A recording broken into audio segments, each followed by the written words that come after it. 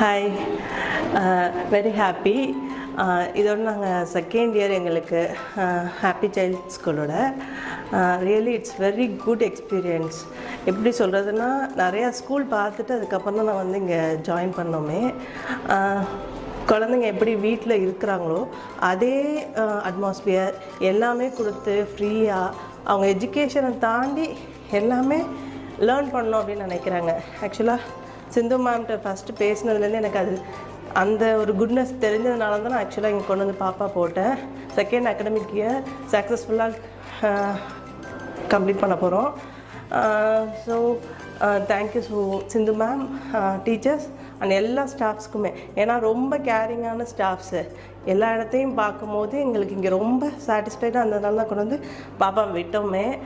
அதே மாதிரி ஹேபிட்ஸு ரொம்ப நல்ல ஹேபிட்ஸ். ஃபுட் ஹேபிட்ஸ்லேருந்து குழந்தைங்க பேசுகிற